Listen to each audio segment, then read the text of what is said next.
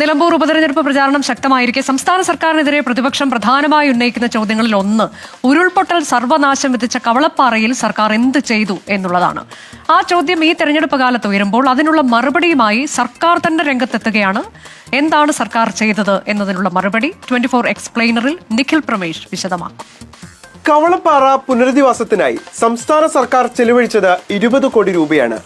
മരിച്ച 59 പേരുടെയും കുടുംബത്തിന് സർക്കാർ 4 ലക്ഷം വീതം 2,36 ലക്ഷം രൂപ കൈമാറി. ദുരന്ത സ്ഥലത്തെ 37 വീടുകൾ പൂർണ്ണമായും മണ്ണിനടിയിലായി.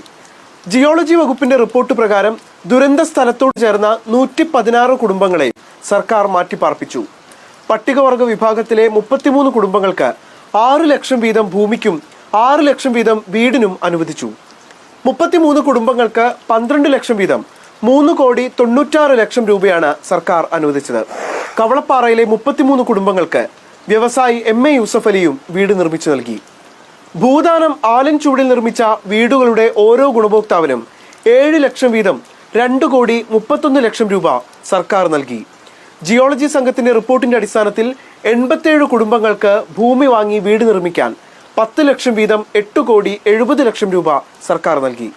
കവളപ്പാറ ദുരന്തവുമായി ബന്ധപ്പെട്ട് 153 കുടുംബങ്ങളെയാണ് സർക്കാർ പുനരധിവസിപ്പിച്ചത്.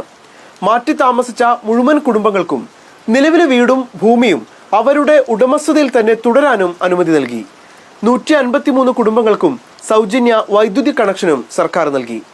കവളപ്പാറ ദുരന്തത്തിന്റെ പശ്ചാത്തലത്തിൽ 2019-2020 സാമ്പത്തിക വർഷം പോത്തുകല്ല് ഗ്രാമപഞ്ചായത്തിന് 1 കോടി രൂപ സർക്കാർ പശ്ചാത്തല സൗകര്യത്തിനും വ്യക്തിഗത ആനുകൂല്യങ്ങൾക്കുമായി പ്രത്യേകമായി അനുവദിച്ചു നൽകി.